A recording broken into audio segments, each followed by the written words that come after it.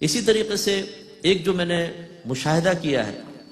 اگر ماں باپ اپنی زندگی میں سب کچھ اپنی اولاد کو دے دیں،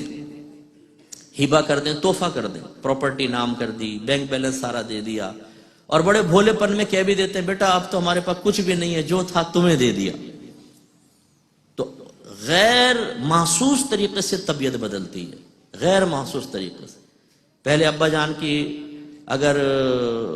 آمدنی کہیں سے آتی ہے، ان کو پینشن وغیرہ ملتی ہے، مکان کرائے پہ چڑھے ہوئے ہیں، دیگر پراپرٹیز ہیں، تو لہجے میں نرمی ہوگی، ابا جان، بھابیاں، بیوی بھی آ کے خدمت، ابو چائے پینی ہے تو بتائیے، بڑی خدمت ہے۔ اور جہاں ابو نے اپنا سارا سرمایہ دیا، اب ابو بول رہا بیٹی بہو چائے تو پلا دو، ارے بولتے رہتے ہیں یہ، کیونکہ سارا تو ہاتھ میں آ گیا۔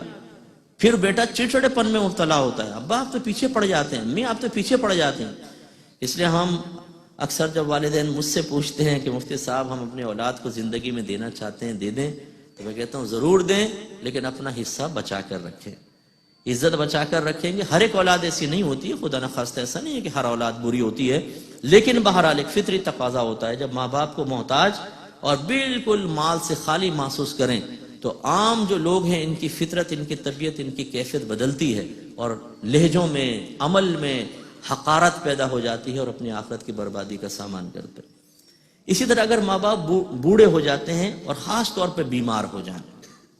اب وہ کھانس رہے ہیں، ان کو ڈاکٹر کے لے جانا ہے، ٹائم دینا ہے اپنے کاروبار میں سے، نوکری میں سے، تو جو سعادت مند اولاد نہیں ہوتی کچھ عرصے میں فیڈ اپ ہو جاتی، اور بعض اوقات تو معاذ اللہ ثم معاذ اللہ یہاں تک دیکھا گیا ہے کہ دعا کرتے ہیں اللہ تعالیٰ ان کی منزل آسان کر دے، یعنی موت دے دے،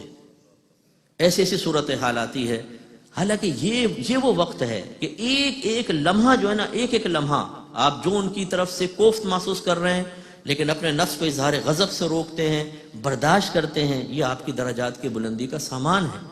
آپ کو اللہ کے قریب کر رہا ہے۔ اس کو تو ہمیں وسیلہ بنانا چاہیے اپنے اللہ تعالیٰ کی بارگاہ میں قریب ہونے کا۔ میرے آقا صلی اللہ علیہ وسلم فرماتے ہیں کہ 3 دوست تھے بنی اسرائیل کے، وہ کہیں سفر پہ روانہ ہوئے تو بارش شروع ہو گئی، ایک غار میں گھس گئے۔ اچانک وہ غار ایک بڑی چٹان تھی، غار کے دروازے کے آ کے گر گئی، اب وہ اندر پھنس گئے۔ تو ان میں سے ایک نے دوستوں سے کہا کہ یار ایسا کرتے ہیں، ہم کسی ایسے عمل کا اللہ کی بارگاہ میں وسیلہ پیش کرتے ہیں جو ہم نے بڑے اخلاص سے کیا ہو سکتا ہے اللہ تعالیٰ اس کی برکت سے ہمیں نجات دے دے۔ تو 2 نے جو پیش کیا وہ تو کچھ بھی کیا، ایک جو ہے وہ میں آپ کو عرض کرتا ہوں، اس نے کہا کہ یا رب کریم تو جانتا ہے کہ میں شام کو بکریاں وغیرہ چراتا تھا اور شام کو دودھ لاتا تھا، پہلے اپنے ماں باپ کو پلاتا پھر اپنی اولاد کو پلایا کرتا تھا، اور ایک دفعہ جب میں آیا مجھے دیر ہوئی تو میرے ماں باپ سو چکے تھے، تو میں دودھ کا پیالہ لے کر ان کے سرانے کھڑا رہا،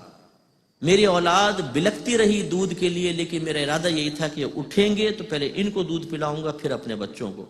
اور میں ساری رات وہ پیالہ لے کر ان کے بستر کے پاس کھڑا رہا۔ صبح جب وہ جاگے تو پہلے ان کو دودھ پلایا پھر اپنے گھر والوں کو دودھ پلایا۔ اگر میری یہ خدمت تیری بارگاہ میں مقبول ہے تو اس چٹان کو ہٹا دے۔ رحمت کونین صلی اللہ علیہ وسلم ارشاد فرماتے ہیں کہ چٹان ایک طرف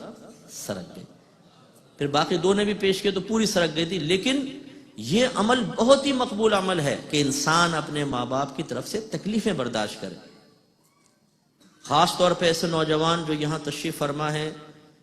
کہ جو خدا نہ خواستہ اپنے والدین کی عظمت و عزت کو دنیاوی مفادات کے ترازو میں تولتے ہیں، ماں باپ کی طرف سے کچھ ملے، فائدے حاصل ہوں تو ماں باپ زندہ باد، اور کچھ نہ ملیں تو ختم۔